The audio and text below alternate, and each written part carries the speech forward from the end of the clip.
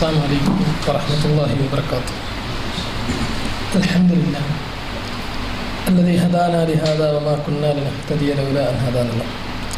وصلى الله على نبينا محمد وعلى آله وصحبه أجمعين. ബഹുമാന്യരായ സഹോദരങ്ങളെ സഹോദരിമാരെ, അള്ളാഹു നമ്മുടെ ഈ ഒരുമിച്ച് കൂടൽ അവൻ്റെ മാർഗത്തിലുള്ള ഒരു സൽക്കർമ്മമായി സ്വീകരിക്കുമാറാവട്ടെ. ഇതുപോലെ അള്ളാഹുവിൻ്റെ ജന്നാത്തുൽ ഫിർദൗസിൽ ഒരുമിച്ച് കൂടുവാനുള്ള തൗഫീക്ക് അവൻ നമുക്ക് നൽകുമാറാവട്ടെ. സമയം 10:15. ഇനിയും ഒരുപാട് നേരം ഈ സംസാരം നീട്ടിക്കൊണ്ടുപോകുന്നത് ശരിയല്ല എന്ന് എനിക്കറിയാം. അതുകൊണ്ട് തന്നെ വളരെ ചുരുങ്ങിയ വാക്കുകളിൽ ചില കാര്യങ്ങൾ സൂചിപ്പിച്ച് അവസാനിപ്പിക്കാം. ഞങ്ങളെ സംബന്ധിച്ചിടത്തോളം മാസത്തിൽ കൊല്ലത്തിൽ എപ്പോഴെങ്കിലും 2-3 കൊല്ലം കഴിയുമ്പോഴൊക്കെ ഇങ്ങനെ എവിടെയെങ്കിലും പോയി ഇത്ര മാത്രമേ ഉറക്കൊഴിയേണ്ടി വരുന്നുള്ളൂ. നിങ്ങളെ സംബന്ധിച്ചിടത്തോളം ഇതൊരു നിത്യസംഭവമാണ്. നേരത്തെ ഇവിടെയുള്ള സുഹൃത്തുക്കളോട് സംസാരിച്ചപ്പോൾ പറഞ്ഞു 4:30 മണിക്കൊക്കെ എഴുന്നേറ്റ് ജോലിക്ക് പോകുന്ന സഹോദരങ്ങളുണ്ട് എന്ന കാര്യമൊക്കെ ഓർമ്മിപ്പിച്ചിട്ടുണ്ട്. അതുകൊണ്ട് തന്നെ ദീർഘിപ്പിക്കുന്നില്ല. എന്നാലും ഇതൊരു വ്യാഴാഴ്ച ദിവസമാണ്. ഇന്ന് അജ്മാനിലെ ബീച്ചിൽ ഇഷ്ടംപോലെ ഇതുപോലെയുള്ള ഫാമിലികളുണ്ട്. അവരാസ്വദിക്കുകയാണ്. നാളത്തെ വെള്ളിയാഴ്ച ഒരു ഒഴിവ് ദിവസം ആസ്വദിക്കാൻ കോർണിഷിൽ, പിന്നെ അതുപോലെ തന്നെ മാളുകളിൽ കുടുംബത്തോടൊപ്പം പോയിട്ട് ആസ്വദിക്കുന്നുണ്ട്. അവർക്ക് നേരത്തെ സൂചിപ്പിച്ചതുപോലെ രാവിലെ മുതൽ വൈകുന്നേരം വരെ ഓഫീസിൽ ജോലി ചെയ്യുന്ന ഭർത്താവും ഒറ്റപ്പെടലിൽ മാത്രം കഴിഞ്ഞുകൂടുന്ന ഫ്ലാറ്റിൻ്റെ ഉള്ളിൽ ഒറ്റപ്പെട്ട് കഴിയുന്ന ഭാര്യയും, ഇവർക്ക് ജീവിതമൊന്ന് ആസ്വദിക്കുവാൻ കിട്ടുന്ന ഒരു അവസരം. ആ സന്ദർഭത്തിലാണ് നിങ്ങൾ ഇവിടെ ഒരുമിച്ച് കൂടുന്നത്. ഞാനൊരു സന്തോഷ വാർത്ത അറിയിക്കട്ടെ. ഈ അജ്മാനിൽ ഒരുപാട് മലയാളികളുണ്ട്. ആയിരക്കണക്കിന് മലയാളികൾ, ആയിരക്കണക്കിന് ലക്ഷക്കണക്കിന് മനുഷ്യർ ഈ കൂട്ടത്തിലുണ്ട്. ഈ കൂട്ടത്തിൽ ഇത്തരം പരിപാടികൾക്ക് വേണ്ടി ഒരുമിച്ച് കൂടുന്ന ആളുകൾക്ക് അള്ളാഹുവിൻ്റെ റസൂൽ അറിയിച്ച ഒരു സന്തോഷ വാർത്തയുണ്ട്. സല്ലല്ലാഹു അലൈഹി വസല്ലം. ലോകത്ത് മറ്റൊരാൾക്കും ആ ഒരു സന്തോഷ വാർത്തയില്ല. മാ മിൻ ഖൗമിൻ യജ്തമിഊന ഫി ബൈത്തിൻ മിൻ ബുയൂത്തില്ലാഹി യത്ലൂന കിതാബല്ലാഹി വയതദാറസൂനഹു ഇല്ല അൻസലല്ലാഹു അലൈഹിം അസ്സക്കീന. ഗൾഫ് ജീവിതത്തിൻ്റെ, ഈ വിദേശത്ത് ജീവിക്കുന്ന ജീവിതത്തിനിടയിൽ ഒരു മനുഷ്യൻ ഏറ്റവും കൂടുതൽ ആവശ്യപ്പെടുന്ന ഒന്ന് തരാമെന്ന് അള്ളാഹുവിൻ്റെ റസൂൽ വാഗ്ദത്തം ചെയ്യും. ഒരു സമൂഹം അള്ളാഹുവിൻ്റെ ഒരു പള്ളി ഇല്ലെങ്കിൽ സ്ഥലത്ത് ഒരുമിച്ച് കൂടിയിട്ട് അള്ളാഹുവിൻ്റെ കിതാബിനെ കുറിച്ച് കിതാബോധകയും അതിനെക്കുറിച്ച് ചർച്ച ചെയ്യുകയും അത് പഠിക്കുകയും അതുമായി ബന്ധപ്പെട്ട വിഷയങ്ങളെ കുറിച്ച് ചർച്ച ചെയ്യുന്ന ഒരു വിഭാഗത്തിന് ഇല്ലാ അൻസലല്ലാഹു അലൈഹിം അസ്സക്കീന, അവർക്ക് വിലമതിക്കാനാവാത്ത ഒരു സമ്മാനം ഞാൻ നൽകും. അത് മനസ്സമാധാനമാണ്. കോടിക്കണക്കിന്, ആയിരക്കണക്കിന്, ലക്ഷക്കണക്കിന് രൂപയൊക്കെ ശമ്പളമുള്ള ഒരുപാട് ജോലിക്കാരെ, ഉദ്യോഗസ്ഥരെ, ബിസിനസ്സുകാരെ നമുക്കറിയാം.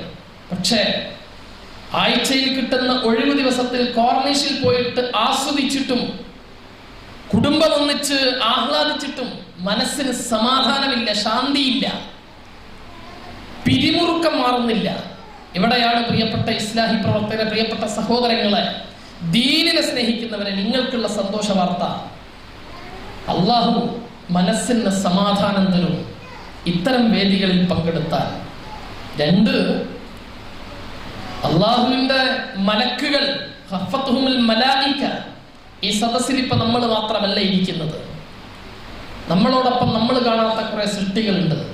അള്ളാഹുവിൻ്റെ മലക്കുകൾ, നമുക്ക് വേണ്ടി അള്ളാഹുവിനോട് പ്രാർത്ഥിച്ചു കൊണ്ടിരിക്കുന്ന അള്ളാഹുവിൻ്റെ മാലാഖമാർ. അള്ളാഹു ഇപ്പോ നമ്മെക്കുറിച്ച് അവൻ്റെ അടുക്കലുള്ള ആളുകളോട് പറഞ്ഞുകൊണ്ട്, അഭിമാനത്തോടു കൂടി പറഞ്ഞുകൊണ്ടിരിക്കുകയാണ്. ഞാൻ സൂചിപ്പിച്ചത്, നമുക്കൊക്കെ ഒരു വിഷമം ഉണ്ടാകും. ആകെ കിട്ടുന്ന ഒരു ഒഴിവ് ദിവസം ഇസ്ലാഹിക് സെന്ററിൻ്റെ അല്ലെങ്കിൽ ഏതെങ്കിലും ഒരു പഠന ഇത്തരം വിഷയങ്ങളിൽ പോയി ഇരിക്കുമ്പോൾ മറ്റുള്ള ഒരുപാട് ആസ്വാദനങ്ങളും ആഹ്ലാദനങ്ങളും ഒഴിവാക്കുന്നതിന് അതിനേക്കാളേറെ സന്തോഷിക്കേണ്ടതാണ് ഇത് എന്ന ബോധത്തോടു കൂടിയായിരിക്കണം ഇത്തരം സദസ്സുകളിൽ ഇരിക്കേണ്ടത് എന്ന് ആമുഖമായി സൂചിപ്പിക്കുക. നേരത്തെ ബഹുമാന്യനായ അബ്ദുസ്സലാം മുത്തല് നമ്മുടെ ജീവിതത്തിൻ്റെ ലക്ഷ്യത്തെക്കുറിച്ച് സൂചിപ്പിച്ചു. ഞാൻ വളരെ ചുരുങ്ങിയ വാക്കുകളിൽ മുസ്ലിം സമുദായവുമായി ബന്ധപ്പെട്ട നമ്മളുമായി ബന്ധപ്പെട്ട ചില കാര്യങ്ങൾ സൂചിപ്പിക്കട്ടെ.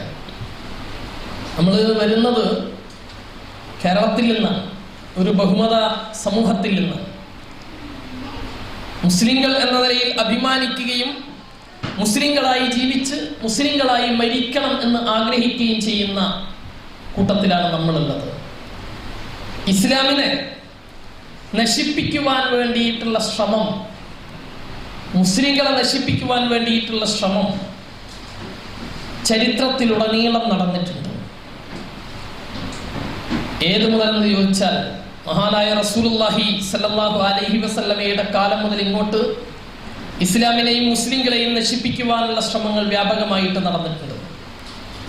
അള്ളാഹുവിന്റെ റസൂലിന്റെ കാലത്ത് നമുക്കറിയാം നബി സല്ലല്ലാഹു അലൈഹി വസല്ലമയെ നശിപ്പിക്കാൻ വേണ്ടിയിട്ടുള്ള ഒരുപാട് ശ്രമങ്ങൾ നടന്നു. ഈ കൂട്ടത്തിൽ വിശുദ്ധ ഖുർആൻ എടുത്തു പറഞ്ഞ ഇസ്ലാമിന്റെ ശത്രുക്കളുടെ കൂട്ടത്തിലെ 1-ാം നമ്പർ അത് ജൂതനായിരുന്നു. മുശ്രിക്കുകളെ കുറിച്ചോ ക്രിസ്ത്യാനികളെ കുറിച്ചോ മറ്റേതെങ്കിലും ഒരു ജനവിഭാഗത്തെ കുറിച്ചോ ഖുർആൻ പറയുന്നതിനേക്കാൾ അപ്പുറത്ത് ഇസ്ലാമിന്റെ 1-ാം നമ്പർ ശത്രു എന്ന് ഖുർആൻ എണ്ണിയിട്ടുള്ള ജൂത സമൂഹത്തെ കുറിച്ചാണ്. ഈ ജൂതന്മാര് ചരിത്രപരമായ കാരണങ്ങളാൽ തന്നെ ഇസ്ലാമിനെയും മുസ്ലിങ്ങളെയും നശിപ്പിക്കാൻ ശ്രമിച്ചിട്ടുണ്ട്.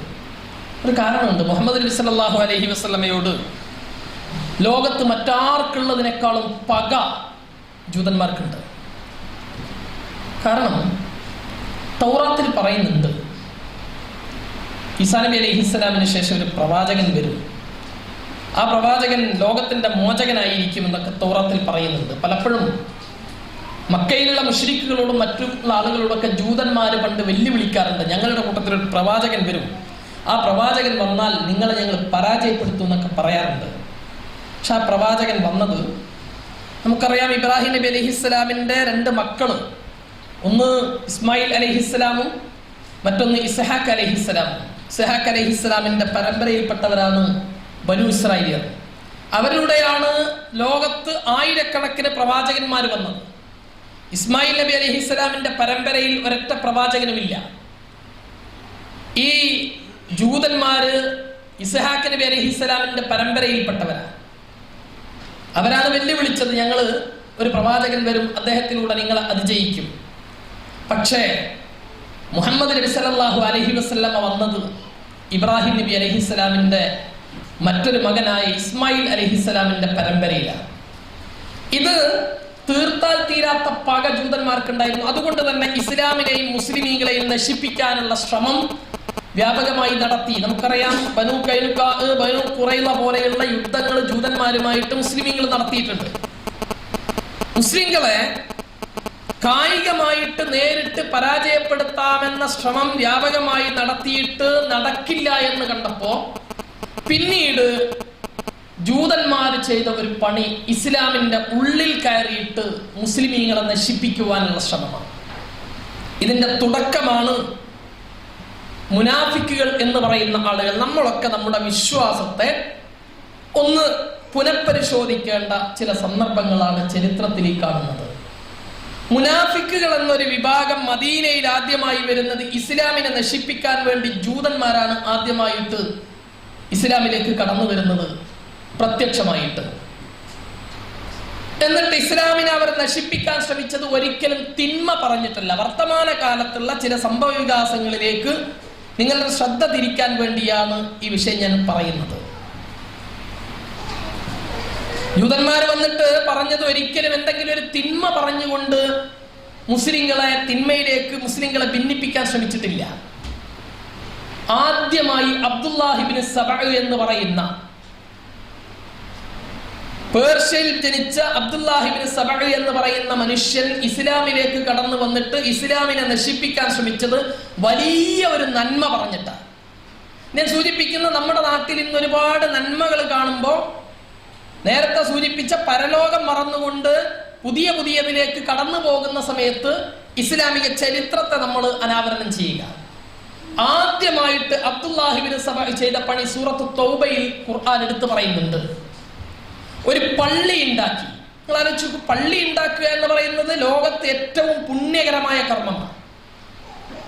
മൻ ബനാ മസ്ജിദൻ ലില്ലാഹി ബനല്ലാഹു ലഹു ബൈതൻ ഫിൽ ജന്ന. ഒരു പള്ളി ഒരാൾ പണിതാൽ അയാൾക്ക് പരലോകത്ത് അള്ളാഹു സ്വർഗത്തിൽ ഒരു ഭവനം പണിതു വെക്കുമെന്ന് റസൂലുള്ളാഹി സ്വല്ലല്ലാഹു അലൈഹി വസല്ലം. അങ്ങനെയുള്ള ഒരു പള്ളി പണിതുകൊണ്ടാണ് ഇസ്ലാമിനെ നശിപ്പിക്കാൻ അബ്ദുല്ലാഹി ഇബ്നു സബഉം ജൂതന്മാരും ചരിത്രത്തിൽ ആദ്യമായി ശ്രമിക്കുന്നത്. ശുദ്ധ ഖുർആൻ സൂറത്ത് തൗബയിൽ സൂചിപ്പിക്കുന്നുണ്ട്. മസ്ജിദുൽ ളിറാർ അതുണ്ടാക്കിയിട്ട് എന്തിനായിരുന്നു മസ്ജിദുൽ ളിറാർ എന്ന് ചോദിച്ചാൽ കുഫ്റൻ വ തഫ്രീഖൻ, മുസ്ലിങ്ങൾക്കിടയിൽ ഭിന്നത ഉണ്ടാക്കാനും അതുപോലെ തന്നെ കുഫറിലേക്ക് നയിക്കാനും വേണ്ടി, മാത്രമല്ല ഇസ്ലാമിനോടും മുസ്ലിങ്ങളോടും യുദ്ധം ചെയ്യുന്ന ആളുകൾക്കുള്ള താവളമാക്കിയിട്ട് ആണ് പള്ളി ഉണ്ടാക്കുന്നത്. റസൂലുള്ളാഹി സ്വല്ലല്ലാഹു അലൈഹി വസല്ലമയുടെ അടുക്കൽ വന്നിട്ട് അബ്ദുല്ലാഹി ഇബ്നു സബഅ പറഞ്ഞു, അല്ലാഹുവിന്റെ റസൂലേ, നിങ്ങളുടെ ഈ മസ്ജിദുൽ ഖുബായിൽ ഞങ്ങൾക്ക് എല്ലാ സമയത്തൊന്നും വന്ന് നിസ്കരിക്കാൻ കഴിയുന്നില്ല.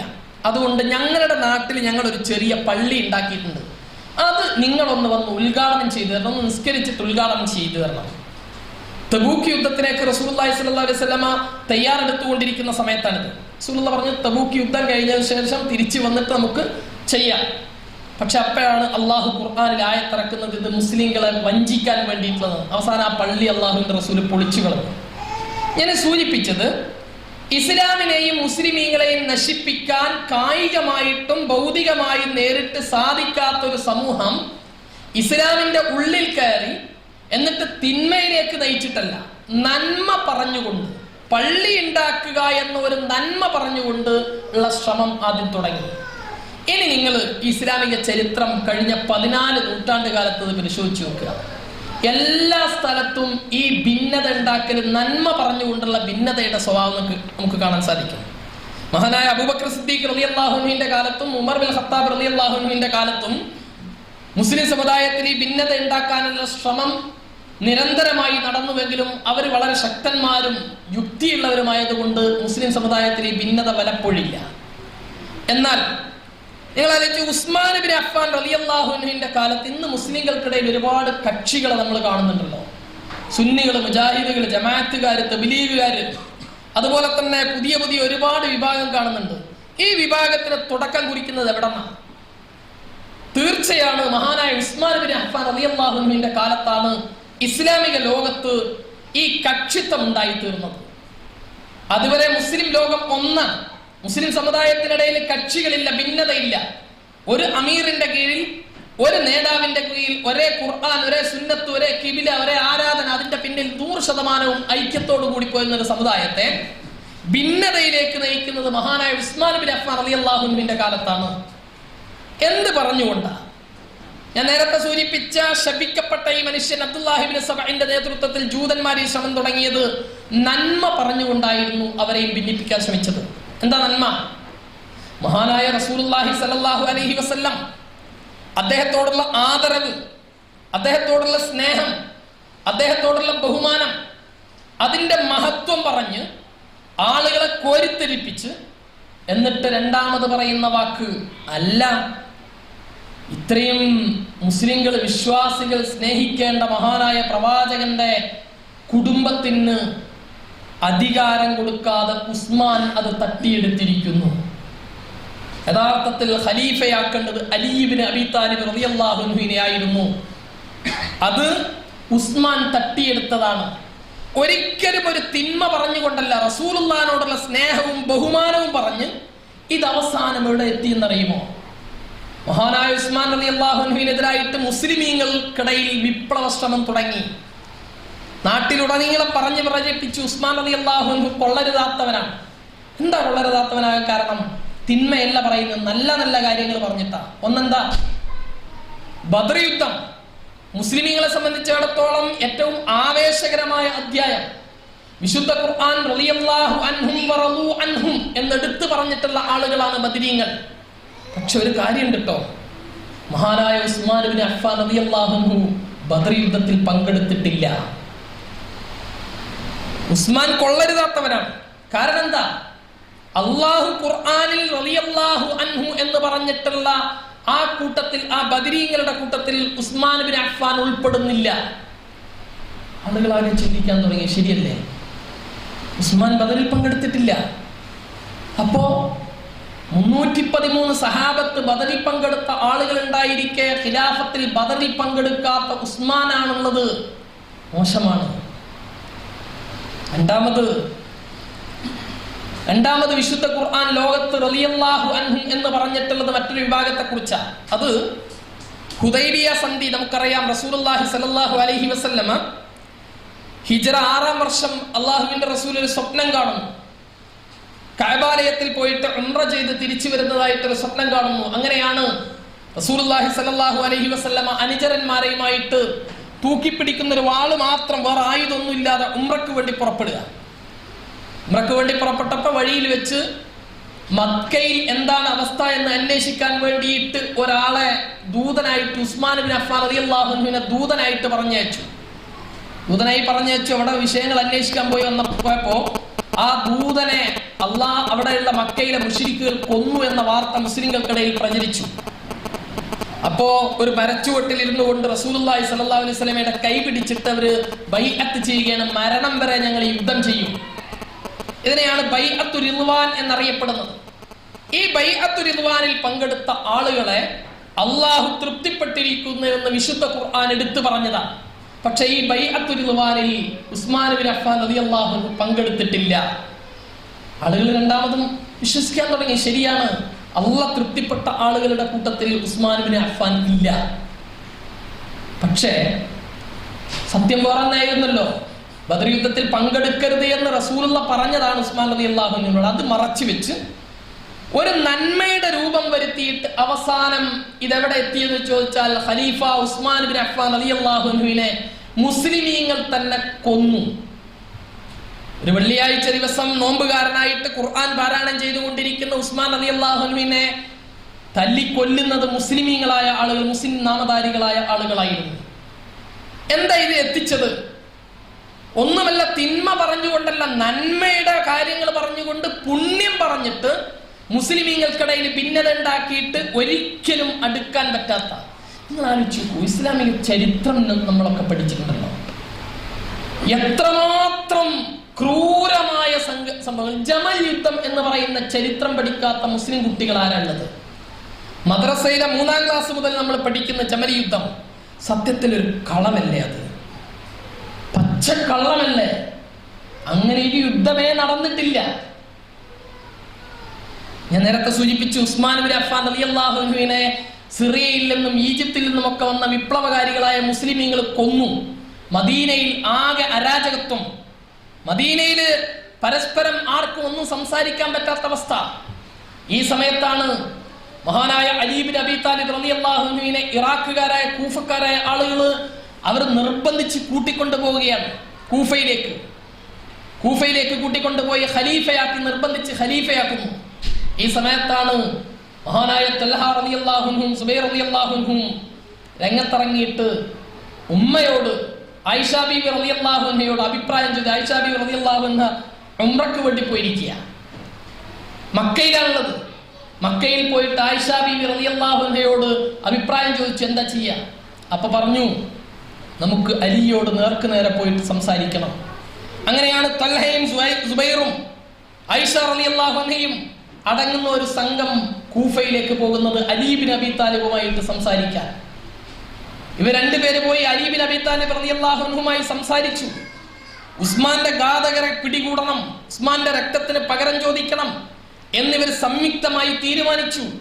വളരെ സൗഹൃദമായിട്ട് ചർച്ച നടത്തി തിരിച്ചു പോരുന്നു. ഈ തിരിച്ചു പോരുന്ന സമയത്താണ് അലി ബിൻ അബീ താലിബിന്റെ പക്ഷത്തുള്ള ആളുകൾക്ക് അറിയില്ല ആരാണ് ആക്രമിക്കുന്നത് എന്ന്. ആയിഷ റളിയല്ലാഹു അൻഹയുടെ കൂടെയുള്ള കുറഞ്ഞ ആളുകൾക്ക് അറിയില്ല ആരാ ആക്രമിക്കുന്നതെന്ന്. ആയിഷ ബീവിയുടെ ടെന്റ് ആക്രമിച്ചു. എന്നിട്ട് തൽഹയും അതുപോലെ തന്നെ സുബൈറും അവിടെ കൊല്ലപ്പെട്ടു. സ്വർഗം കൊണ്ട് വാഗ്ദത്തം ചെയ്യപ്പെട്ട ആ 2 സഹാബത്ത് അവിടെ മരിച്ചു. ഈ ഒരു യുദ്ധം, ഇങ്ങനെ ഒരു യുദ്ധമേ ഉണ്ടായിരുന്നില്ല. ജൂതന്മാര് ഇതിനിടയിൽ മുസ്ലിമീങ്ങൾക്കിടയിൽ ഭിന്നത ഉണ്ടാക്കാൻ വേണ്ടി ചെയ്തൊരു പണിയായിരുന്നു. ഞാൻ സൂചിപ്പിച്ചത് മുസ്ലിങ്ങളെ, ഇസ്ലാമിനെയും മുസ്ലിമീങ്ങളെയും നശിപ്പിക്കുവാൻ 14 നൂറ്റാണ്ട് കാലത്തെ ഇസ്ലാമിക ചരിത്രത്തിലുടനീളം പരിശോധിച്ചാൽ പ്രത്യക്ഷമായി ഉള്ളതിനേക്കാളും അധികം ഇസ്ലാമിനെ നശിപ്പിക്കാൻ ശ്രമിച്ചത് ഇസ്ലാമിന്റെ ഉള്ളിൽ കടന്നുകൊണ്ടാണ് ഇസ്ലാമിനെയും മുസ്ലിമീങ്ങളെയും നശിപ്പിക്കാൻ ശ്രമിച്ചത്. നിങ്ങൾ വരിക ഇന്ത്യയിലേക്ക്. ഇന്ത്യയിലെ മുസ്ലിമീങ്ങൾക്ക് ധന്യമായ ഒരു ചരിത്രമുണ്ട്. 700 കൊല്ലക്കാലം നിങ്ങൾ ഇന്ന് കാണുന്ന ഡൽഹിയിലെയും ആഗ്രയിലെയും അതുപോലെ തന്നെ ഉത്തരേന്ത്യയിലെ പല പ്രദേശങ്ങളിൽ ഇന്ന് ഇന്ത്യയിൽ മുസ്ലിം ഒരു തെരഞ്ഞെടുപ്പ് നടക്കുന്നു, എല്ലാ ആളുകളും ഭയപ്പെടുന്നു. എന്താണോ ശപിക്കപ്പെട്ട ഈ മുസ്ലിങ്ങൾക്കും ഇസ്ലാമിനും മുസ്ലിമുകൾക്കും നാശമുണ്ടാക്കുന്ന ആളുകൾ ഭരണത്തിലേക്ക് വരുമോ എന്ന് പേടിച്ചുകൊണ്ടിരിക്കുന്നു. പക്ഷേ ധന്യമായ ഒരു ഇന്നലകൾ ഉണ്ടായിരുന്നു മുസ്ലിം സമുദായത്തിന്. 700 കൊല്ലക്കാലം നമ്മുടെ രാജ്യം മുസ്ലിമീങ്ങൾ ഭരിച്ചൊരു രാജ്യമായിരുന്നു. ഡൽഹിയിലെയും ആഗ്രയിലും ഇന്ന് കാണുന്ന ചരിത്ര സ്മാരകങ്ങൾ മുഴുവനും മുസ്ലിം ഭരണാധികാരികൾ ഉണ്ടാക്കിയതായിരുന്നു. എവിടെയായിരുന്നു നശിപ്പിച്ചത്? ഇതും ഒരിക്കലും ഇതൊന്നും നശിച്ചു പോയത് പുറത്തു നിന്നുള്ള ഒരു ശത്രുവിന്റെ അക്രമം കൊണ്ടായിരുന്നില്ല നശിച്ചു പോയത്. മറിച്ച് ഇവിടെയും ഇസ്ലാമിന്റെ ശത്രുക്കൾ വിജയിച്ചത് മുസ്ലിം സമുദായത്തിന്, മുസ്ലിം സമൂഹത്തിൽപ്പെട്ട ഭരണാധികാരികൾക്ക് ആഡംബരത്തോട്, അവർക്ക് ആഹ്ലാദങ്ങളോട്, കളികളോട്, തമാശകളോട് പൂർണ്ണമായിട്ട് താല്പര്യം വർദ്ധിപ്പിച്ച് അവസാനം നിഷ്ക്രിയരായ ഭരണാധികാരികൾ ഉണ്ടായപ്പോൾ മുസ്ലിം സമുദായം ഒന്നടങ്കം പരാജയപ്പെട്ടു. കേരളത്തിലേക്ക് വരിക. കേരളത്തിലെ മുസ്ലിമീങ്ങൾ, അവിടെയാണ് നമ്മുടെ വിഷയം. കേരളത്തിലെ മുസ്ലിമീങ്ങൾക്കിടയിൽ ഒരു ഇന്നലകളുടെ ചരിത്രമുണ്ട്. കേരളത്തിലെ നവോത്ഥാന പ്രസ്ഥാനത്തിന്റെ ഒക്കെ ചരിത്രം. നമുക്കൊരു കാലുണ്ടായിരുന്നു കേരളത്തിലെ മുസ്ലിമീങ്ങൾക്ക് ഒന്നിനും കൊള്ളരുതാത്തവരായിരുന്ന ഒരു അനുഭവം. അക്ഷരാഭ്യാസം എന്താണെന്ന് അറിയാത്തൊരു സമുദായം. ഖുർആനിന്റെ ഫാത്തിഹയുടെ പോലും അർത്ഥം പഠിക്കാൻ പാടില്ല എന്ന് ധരിച്ചു വെച്ചിരുന്നൊരു കാലം. ഈ കാലത്താണ് മണപ്പാട്ട് കുഞ്ഞഹമ്മദാജിയും കെ.എം. സീതി സാഹിബും കെ.എം. മൗലവിയും ഒക്കെ കൂടിയിട്ട് കേരള മുസ്ലിങ്ങളെ ഒരു വമ്പിച്ച നവോത്ഥാനത്തിലേക്ക് കൈപിടിച്ചുയർത്തത്. ആ നവോത്ഥാനത്തിന്റെ ഭാഗമാണ് നിങ്ങൾ ഇന്ന് കാണുന്ന ഫറൂഖ് കോളേജും തിരുരങ്ങാടി കോളേജും ഒക്കെ ഈ നവോത്ഥാനത്തിന്റെ ഭാഗമാണ്. പക്ഷേ അതിനെയും നശിപ്പിക്കുവാൻ ശ്രമിച്ചത് പുറത്തു നിന്നുള്ള ശത്രുക്കളെക്കാൾ, പുറത്തു നിന്നുള്ള അക്രമങ്ങളെക്കാളും കൂടുതൽ നമ്മൾ കാണുന്നത് മുസ്ലിമീങ്ങൾക്ക്. നിങ്ങൾ ആലോചിച്ചു നോക്കൂ, 921 ഞാൻ നേരത്തെ സൂചിപ്പിച്ചതുപോലെ കേരള മുസ്ലിം ഐക്യസംഘം ഉണ്ടാക്കി, കേരള ജമിയത്തുൽ ഉലമ ഉണ്ടാക്കി, ഇസ്ലാഹി പ്രസ്ഥാനം ഉണ്ടായി. കേരളത്തിലെ മുസ്ലിമീങ്ങൾക്ക് വമ്പിച്ച പുരോഗതി ഉണ്ടായി. 926 ആയപ്പോ ഇതിനെ നശിപ്പിക്കുവാനുള്ള ശ്രമം ഉള്ളിൽ നിന്ന് തന്നെ തുടങ്ങി. നന്മ പറഞ്ഞുകൊണ്ടായിരുന്നു, നന്മ പറഞ്ഞുകൊണ്ട് മാത്രം. എന്താ നന്മ? നന്മ എന്താണെന്ന് ചോദിച്ചാൽ, നമ്മൾ ഖുർആനും ഹദീസും ഒക്കെ പഠിച്ച് അള്ളാഹുവിന്റെ ദീൻ ഇങ്ങനെ പഠിക്കുന്നു എന്ന് പറയുമ്പോഴും മഹാരഥന്മാരായ മുൻകാലിഞ്ഞ പണ്ഡിതന്മാരില്ലേ, ആരിഫീങ്ങളില്ലേ, മഹാന്മാരില്ലേ, ഇമാം ഷാഫി, ഹനഫി, അതുപോലെ തന്നെ മാലിക്കി, ഇതുപോലെയുള്ള മഹാരഥന്മാരായ മദ്ഹബിന്റെ പണ്ഡിതന്മാർ, ആ പണ്ഡിതന്മാരെ മാറ്റി നിർത്തിക്കൊണ്ട് നിങ്ങൾ ഈ ഖുർആനും ഹദീസും പഠിച്ചു എന്ന് പറഞ്ഞിട്ട് മുസ്ലിം സമുദായത്തെ നശിപ്പിക്കലാണ്. അതുകൊണ്ട് ഈ പണ്ഡിതന്മാരെ ആദരിക്കണം, ബഹുമാനിക്കണം എന്ന് പറഞ്ഞ് ഒരു കൂട്ടാളുകൾ രംഗത്ത് വന്നു. അതെവിടെ എത്തി? ഇന്ന് നിങ്ങൾ ആ ഭിന്നിച്ചു പോയ 926 പാങ്ങിൽ അഹമ്മദ് കുട്ടി മുസ്ലിയാരുടെയും വരക്കൽ മുല്ലക്കോയ തങ്ങളുടെയും ഒക്കെ നേതൃത്വത്തിൽ ഈ ആശയം പറഞ്ഞിട്ട് ഭിന്നിച്ചു പോയ ആളുകളുടെ അവസ്ഥ ഇന്ന് നിങ്ങൾ പരിശോധിച്ചു നോക്കുക. നിങ്ങൾ അറിയുമോ, നമ്മൾ പ്രത്യക്ഷത്തിൽ കാണുന്നതിനേക്കാൾ അപകടകരമായ ചില വസ്തുതകൾ കേരളത്തിൽ മലയാളത്തിൽ കിട്ടുന്നതിൽ വെച്ച്, സത്യസായിബാബയെ കുറിച്ച് മലയാളത്തിൽ കിട്ടുന്നതിൽ വെച്ച് ഏറ്റവും നല്ല പുസ്തകം അതെഴുതിയത് ഒരു ഹാജി അബ്ദുൽ കരീമാണ്. പുട്ടപർത്തിയിലെ സത്യസായിബാബയെ കുറിച്ച് ഹിറാ ഗുഹയിൽ നിന്ന് ഞാൻ കേട്ട അതേ ശബ്ദം പുട്ടപർത്തിയിൽ നിന്ന് ഞാൻ കേട്ടു എന്ന് പറഞ്ഞുകൊണ്ട് ആ സ്വാമി ഇവരെ പുട്ടപർത്തിയെ പുകഴ്ത്തിക്കൊണ്ടുള്ള പുസ്തകം എഴുതുന്നത് ഒരു മുസ്ലിം ഹാജിയാരാണ്. ഒരു മുസ്ലിം ഹാജിയാര് ഗുരുവായൂരിൽ തുലാഭാരം നടത്താൻ തയ്യാറാകുന്നുവെങ്കിൽ അള്ളാഹുവിന്റെ തൗഹീദ് പറഞ്ഞിരുന്ന ഒരു സമുദായത്തെ പ്രത്യക്ഷമായി പുറത്തുനിന്ന് ആക്രമിക്കുന്നതിന് പകരം ഉള്ളിൽ കയറിയിട്ട് ഇതിനെ നശിപ്പിക്കാൻ ശ്രമിച്ചതിന്റെ ദുരന്ത ഫലം മുസ്ലിം ലോകം ഇന്നും അനുഭവിക്കുന്നു. അതാണ് നമ്മൾ നാട്ടിൽ കാണുന്ന ഈ മുടിയും പൊടിയും ചട്ടിയൊക്കെ ഉണ്ടല്ലോ. ഈ മുടിയും പൊടിയും ചട്ടിയെന്നൊക്കെ ആർക്കെങ്കിലും എന്തെങ്കിലും സമ്പത്ത് ഉണ്ടാക്കാൻ വേണ്ടിയിട്ടുള്ളതല്ല. മറിച്ച് ഇസ്ലാമിന്റെ ശത്രുക്കൾ വളരെ ഗൂഢമായിട്ട്, ഞാൻ നേരത്തെ പറഞ്ഞ 14 നൂറ്റാണ്ട് കാലത്തെ ചരിത്രത്തിൽ ഇസ്ലാമിന്റെയും മുസ്ലിമീങ്ങളുടെയും ഉള്ളിൽ കയറിയിട്ട് നന്മ പറഞ്ഞുകൊണ്ട് നശിപ്പിക്കാൻ ശ്രമിച്ചതിന്റെ ഭാഗമാണ് ഈ അനുഭവങ്ങൾ നമ്മൾ കാണുന്നത്. ഒന്ന്, വിശ്വാസരംഗത്ത് മുസ്ലിമീങ്ങളെ നശിപ്പിക്കാൻ ശ്രമിക്കുന്നു. അതിൻ്റെതാണ് ഇന്ന് വർത്തമാനകാലത്ത് നമ്മൾ കാണുന്ന ജിന്നും ഷെയ്ത്താനും ഒക്കെ. 2, അതുകൂടി സൂചിപ്പിക്കാതെ ഈ സംസാരം പൂർത്തിയാക്കാൻ കഴിയില്ല.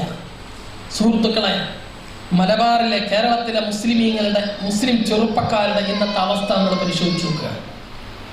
എന്താ ഒരു മുസ്ലിം ചെറുപ്പക്കാരൻ എന്ന് പറഞ്ഞതിന്റെ ഒരു ലക്ഷണം? എന്തൊക്കെയോ നമ്മളെ നശിപ്പിച്ചുകൊണ്ടിരിക്കുന്നു. ISMന്റെ ഒരു ക്യാമ്പയിൻ ഇപ്പൊ കേരളത്തിൽ നടന്നുകൊണ്ടിരിക്കുന്നുണ്ട്. സാമൂഹ്യ തിന്മകൾ, യുവത നിശബ്ദമാകരുത്. സമൂഹത്തെ ഇതില് മറ്റ് സമുദായത്തെ കുറിച്ച് പറയുന്നതിനേക്കാൾ അപ്പുറത്ത് നമ്മൾ ഏറെ ശ്രദ്ധിക്കേണ്ടത് മുസ്ലിം സമുദായത്തിന്റെ ഉള്ളിൽ നടക്കുന്ന കാര്യങ്ങളെ കുറിച്ച് നമ്മൾ വിസ്മരിക്കരുത്.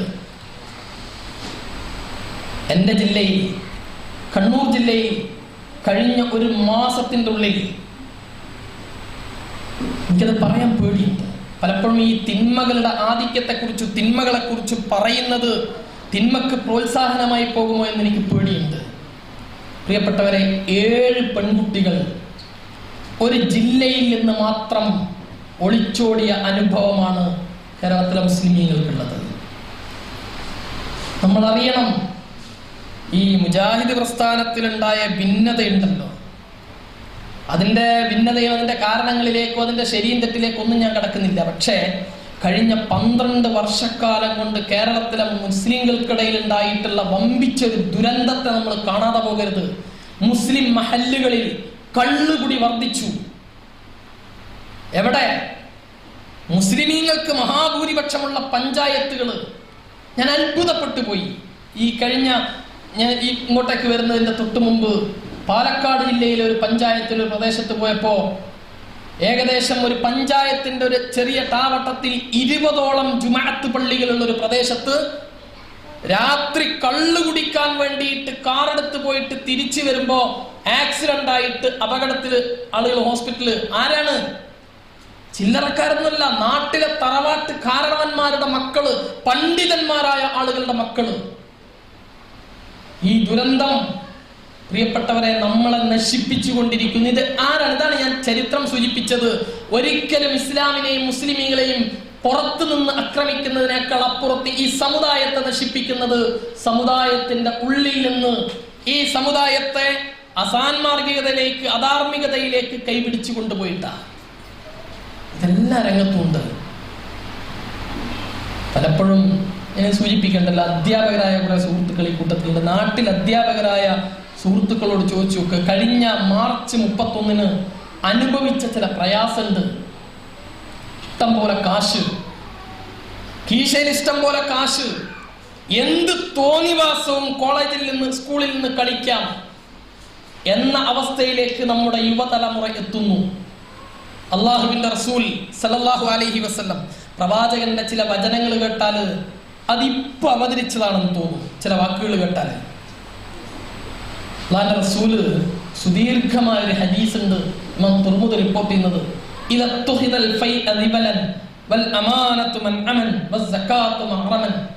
ഈ പൊതു പൈസ തോന്നിയതുപോലെ കൈകാര്യം ചെയ്യുന്ന അവസ്ഥ ലോകത്തുണ്ടായാൽ, നിങ്ങളുടെ റസൂലുള്ളാഹിന്റെ ഓരോ വാക്കും ഇങ്ങനെ എടുത്ത് പരിശോധിച്ചു. പൊതു പണം അഴിമതി വ്യാപകമായി കഴിഞ്ഞാൽ, സക്കാത്ത് കൊടുക്കാത്ത ഒരു അവസ്ഥ വന്നാൽ, കഴിഞ്ഞ 2 വർഷം മുമ്പ് കോഴിക്കോട് കോർപ്പറേഷന്റെ കീഴിൽ MSSകാർ നടത്തിയൊരു സർവേ ഉണ്ട്. കോഴിക്കോട് മുസ്ലിം സമുദായത്തിൻ്റെ ഇടയിൽ, കോഴിക്കോട് കോർപ്പറേഷൻ പരിധിയിലുള്ള മുസ്ലിം സമുദായത്തിനിടയിൽ നടത്തിയൊരു സർവേയിൽ കോഴിക്കോട് കോർപ്പറേഷൻ പരിധിയിലുള്ള മുസ്ലിം സ്ത്രീകളുടെ ആഭരണത്തിന്റെ സക്കാത്ത് മാത്രം കൊടുത്താൽ ആ കോഴിക്കോട് കോർപ്പറേഷൻ പരിധിയിലുള്ള മുഴുവൻ മുസ്ലിമീങ്ങളുടെയും ദാരിദ്ര്യം തീർക്കാൻ പറ്റും. പക്ഷേ റസൂലുള്ള പറഞ്ഞ വാക്ക് നോക്കൂ, സക്കാത്ത് തടഞ്ഞു നിർത്തുന്ന ഒരു കാലം വന്നാൽ, ഇങ്ങനത്തെ റസൂലുള്ളാഹി സ്വല്ലല്ലാഹു അലൈഹി വസല്ലം വക്കസ്റത്തുൽ ഖംർ, കള്ളുകുടി വർദ്ധിച്ചാൽ, നർത്തകിമാരും അതുപോലെ തന്നെ പാട്ടുകാരികളും വർദ്ധിച്ചാൽ, മാതാപിതാക്കളെ തള്ളിക്കളയുന്ന മക്കൾ വർദ്ധിച്ചാൽ, കണ്ണൂർ ജില്ലയില് MGMന്റെ സംസ്ഥാന ജനറൽ സെക്രട്ടറി ഷമീമ ഇസ്ലാഹിയ നടത്തുന്ന സ്ഥാപനമുണ്ട്, അത്താണി. പലപ്പോഴും ഇവിടെയൊക്കെ വന്നിട്ട് ആ സ്ഥാപനത്തെ പരിചയപ്പെടുത്തിയിട്ടുണ്ടാവും. ഞാൻ ഇടയ്ക്ക് ആ സ്ഥാപനം സന്ദർശിക്കാറുണ്ട്. 35 വൃദ്ധകളായ മുസ്ലിം സ്ത്രീകളുണ്ട് അവിടെ. ആരവര്? ആകാശത്തുനിന്ന് പൊട്ടിമുളച്ച് വീണ സ്ത്രീകളൊന്നുമല്ലത്, മക്കളുള്ള കുടുംബക്കാരുള്ളവരാ. പക്ഷേ നോക്കാൻ ആളില്ല. റസൂലുള്ളാഹി സ്വല്ലല്ലാഹു അലൈഹി വസല്ലം പറഞ്ഞു, ഇത്തരം സന്ദർഭങ്ങൾ, ഇത്തരം അനുഭവങ്ങൾ, കുടുംബത്തിലെ ഛിദ്രതകൾ വർദ്ധിച്ചു കൊണ്ടിരിക്കുന്ന ഒരവസ്ഥ വന്നാൽ റസൂലുള്ള പറഞ്ഞത്, നിങ്ങൾ തീക്കാറ്റ് പെയ്യുന്ന, തീമഴ പെയ്യുന്നതിനെ, ഭൂമി കുലുക്കത്തെ നിങ്ങൾ പ്രതീക്ഷിക്കണം. അതാ നേരത്തെ സൂചിപ്പിച്ച പരലോകവുമായി ബന്ധപ്പെട്ട കാര്യം. ഇതിനേക്കാൾ അപ്പുറത്ത് റസൂലുള്ളാഹി സ്വല്ലല്ലാഹു അലൈഹി വസല്ലം നൽകുന്ന വലിയ ഒരു മുന്നറിയിപ്പുണ്ട്. കൈഫ അൻതും ഇദാ തഗാ നിസാഉകും വഫസക ശബാബുകും വതറക്തും ജിഹാദകും. കൈഫ അൻതും, ഈ ഉമ്മത്തിന്റെ അവസ്ഥ എവിടെ എത്തും? ഈ ഉമ്മത്ത് എന്താകും? ഇദാ തഗാ നിസാഉകും, നിങ്ങളുടെ കൂട്ടത്തിലെ സ്ത്രീകൾ അഴിഞ്ഞാടാൻ തുടങ്ങിയാൽ. പലപ്പോഴും രാത്രി പാതിരാവ് കഴിഞ്ഞിട്ടും പലരോടും ചാറ്റ് ചെയ്തുകൊണ്ടിരിക്കുന്ന മുസ്ലിം സ്ത്രീകൾ ഒരുപാട് അപകടങ്ങളിലേക്ക് പോയി ചാടിക്കൊണ്ടിരിക്കുന്ന, ഞാൻ വിശദമായിട്ട് ആ വിഷയം സൂചിപ്പിക്കുന്നില്ല. നേരത്തെ സൂചിപ്പിച്ചതുപോലെ ഈ തെറ്റുകളെ കുറിച്ച് ആവർത്തിച്ച് പറയുന്ന അതിനുള്ള പ്രോത്സാഹനമായി പോകും. വഫസക ശബാബുക്കും, നിങ്ങളുടെ യുവാക്കൾ തമ്മാടികളും തോന്നിവാസികളുമായി തീർന്നാൽ, കല്യാണ വീടുകളിൽ അല്ലാത്തടത്ത് എല്ലാം തോന്നിവാസികളായിട്ട് ഇവർ തീർന്നാൽ, അതിനേക്കാൾ അപ്പുറത്തൊരു അപകടമുണ്ട്. വതറക്തും ജിഹാദക്കും, നിങ്ങൾ ഈ തിന്മക്കെതിരെ മിണ്ടുന്നത്, തിന്മക്കെതിരെ ശബ്ദമുയർത്തുന്നത് ഒഴിവാക്കിയാൽ. ഇന്നതാണല്ലോ അവസ്ഥ. നിങ്ങൾ ആലോചിച്ച് നോക്കൂ, വാട്സപ്പിൽ ഫോട്ടോ എടുത്തിട്ടാക്ക് എന്ത് കണ്ടാലും, എന്ത് സംഗതി കണ്ടാലും ഉടനെ ഫോട്ടോ എടുത്ത് വാട്സപ്പിൽ ഷെയർ ചെയ്യാം. ഇതിനപ്പുറത്ത് അതൊന്ന് ചെന്നു നോക്കാൻ എനിക്ക് എൻ്റെ പ്രിയപ്പെട്ട രക്ഷിതാക്കളുടെ ഈ സംസാരം കേൾക്കുന്ന ഉമ്മമാരോടും ഉപ്പമാരോടും സൂചിപ്പിക്കാനുള്ളത്, നമ്മുടെ മക്കളിൽ ഉണ്ടാക്കിയെടുക്കേണ്ട ഒരു താല്പര്യമുണ്ട്, ഒരു ചിന്തയുണ്ട്. തിന്മ കണ്ടാൽ തിന്മയാണ് എന്ന് പറയാനുള്ള കരുത്തെങ്കിലും. നിങ്ങൾ ആലോചിച്ച്, ഇന്ന് നമ്മുടെ സമുദായത്തിന്, നമ്മുടെ സമൂഹത്തിലെ ചെറുപ്പക്കാർക്ക് സമൂഹത്തോട് ഒരു കമ്മിറ്റ്മെന്റും ഇല്ല. അങ്ങോട്ടും ഇങ്ങോട്ടും ഇരുന്ന് നാലാൾ ഇരുന്നിട്ടുണ്ടെങ്കിൽ പോലും ഇവന്റെ കയ്യിൽ വാട്സപ്പ് ഉണ്ട്, അല്ലെങ്കിൽ ഫേസ്ബുക്ക് ഉണ്ട്. ഇവൻ ഇതിലാണ്, ഈ നെറ്റ് കുടുങ്ങിയിട്ടാണ്, നെറ്റിൽ നിന്ന് പുറത്തു വരാൻ ഇവനെ കൊണ്ട് കഴിയുന്നില്ല. ഇതിനപ്പുറത്ത് കൂടെ പഠിക്കുന്നവരെ കുറിച്ച്, നാട്ടിൽ നടക്കുന്ന അസാൻമാർഗികതകളെ കുറിച്ച് അതിനെതിരെ വിരലണക്കാൻ നിങ്ങൾ ഒന്ന് കാര്യം ആലോചിച്ചു കണ്ടത്. കോഴിക്കോട്ട് സിറ്റി പോലീസ് കമ്മീഷണർ കഴിഞ്ഞൊരു 2-3 മാസം മുമ്പേ പുറത്തുവിട്ട റിപ്പോർട്ടുണ്ട്. ഞാനിത് കോഴിക്കോട് എടുത്ത് പറയാൻ കാരണം മുസ്ലിം സമുദായത്തിന്റെ ഒരു സാംസ്കാരിക കേന്ദ്രമാണല്ലോ. കോഴിക്കോട് കോർപ്പറേഷൻ പരിസരത്ത് ഏറ്റവും കൂടുതൽ മയക്കുമരുന്ന് ഉപയോഗിച്ചു കൊണ്ടിരിക്കുന്നത് 13 വയസ്സ് പ്രായമുള്ള കുട്ടികളാണ്. 13 വയസ്സ്. നമ്മളൊക്കെ ഞെട്ടേണ്ടതാ സുഹൃത്തുക്കളെ. നമുക്കൊക്കെ ഒരു തോന്നലുണ്ടാവും, എന്താണ് ഈ ഏതെങ്കിലും കുട്ടികളൊക്കെ അതിന്റെ പിന്നാലെ പോകണം, അത് കുഴപ്പമില്ല, അത് പോയിക്കോട്ടെ.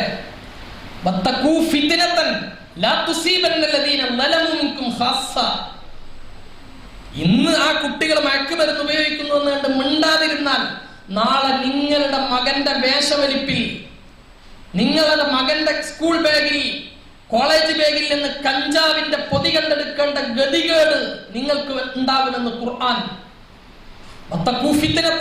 നിങ്ങളൊരു കുഴപ്പത്തെ ഭയപ്പെടണം. അത് നിങ്ങളിൽ നിന്ന് അക്രമികളായ ആളുകൾക്ക് മാത്രമല്ല അനുഭവിക്കേണ്ടി വരുന്ന കുഴപ്പങ്ങൾ, പ്രയാസങ്ങൾ, അതിന് നിങ്ങൾ ഭയപ്പെടണം. തടയാൻ തയ്യാറാകുന്നില്ലെങ്കിൽ ഞാനിതൊക്കെ ഇവിടെ വന്ന് പറഞ്ഞിട്ട് എന്താ കാര്യം? പക്ഷെ നമുക്ക് ചെയ്യാൻ കഴിയും. പ്രിയപ്പെട്ട സഹോദരങ്ങളെ, നാട്ടിലേക്ക് വിളിക്കുമ്പോൾ മക്കളുണ്ടല്ലോ നാട്ടിൽ, കോളേജിൽ പഠിക്കുന്ന, സ്കൂളിൽ പഠിക്കുന്ന കുട്ടികൾ. ഒരു കാര്യം ചോദിക്കട്ടെ, കുട്ടി സ്കൂളിൽ നിന്ന് എത്താൻ കുറച്ച് വൈകിട്ടുണ്ട്, 4 മണിക്ക് എത്തേണ്ട മോന് വീട്ടിലെത്താൻ 5 മണി 5:30 മണിയായിട്ടുണ്ട്. അപ്പം വാപ്പ വിളിച്ച് ചോദിച്ചു, എന്താടാ ഇത്ര താമസിച്ചത്? അപ്പം മകൻ്റെ മറുപടി, അത് ഉപ്പ, ഞാൻ കോളേജിൽ നിന്ന് ഇറങ്ങിയപ്പോൾ എൻ്റെ ക്ലാസ്സിൽ പഠിക്കുന്ന ഒരു പെൺകുട്ടിയെ 2 പിള്ളേർ കൂടിയിട്ട് ശല്യം ചെയ്യാൻ തുടങ്ങി. അപ്പം ഞാനും എൻ്റെ കൂട്ടുകാരും പോയിട്ട് അവരെ കൈകാര്യം ചെയ്ത് അവരെ എതിർത്തു. ഇങ്ങനെ മറുപടി പറഞ്ഞാൽ, ഒരു കുട്ടി ഇങ്ങനെ മറുപടി പറഞ്ഞാൽ രക്ഷിതാവിൻ്റെ പ്രതികരണം എന്താ?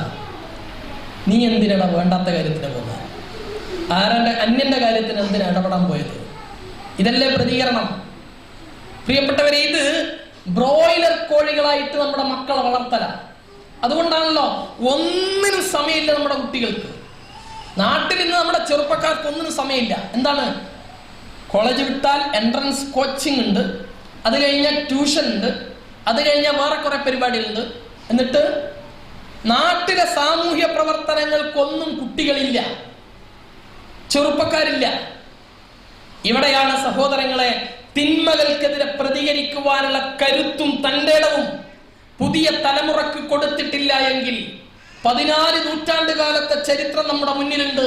ഈ നിഷ്ക്രിയത്വമാണ് പലപ്പോഴും മുസ്ലിം ഉമ്മത്തിനെ നശിപ്പിക്കാൻ. നിങ്ങൾ അറിയുമോ, ബൈത്തുൽ മുഖദ്ദസ് ഇന്ന് മുസ്ലിമീങ്ങളുടെ കണ്ണുനീര, നമ്മുടെയൊക്കെ ഒന്നാമത്തെ കിബില. നിങ്ങൾ ചിത്രത്തിൽ കാണുന്നതല്ല ബൈത്തുൽ മുഖദ്ദസ്, അത് ജൂതൻ ഉണ്ടാക്കിയ വ്യാജ ചിത്രമാണ്. ബൈത്തുൽ മുഖദ്ദസ് അതിന്റെ തൊട്ടപ്പുറത്ത് നശിപ്പിച്ചുകൊണ്ടിരിക്കുന്നു. അതിന്റെ അടിയിൽ ഖനനം നടത്തിയിട്ട് ബൈത്തുൽ മുഖദ്ദസ് ഏത് നിമിഷവും തകർത്ത് കളയാമെന്ന അവസ്ഥയിലെത്തിയിരിക്കുന്നു.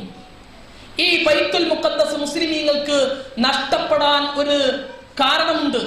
അബ്ബാസിയ ഇസ്ലാമിക ഭരണകൂടം അബ്ബാസിയ കാലഘട്ടത്തിൽ അതിന്റെ ശോഭിതമായ സർവ്വവിധത്തിലുള്ള ഐശ്വര്യത്തിൽ നിൽക്കുന്ന ഒരു കാലം.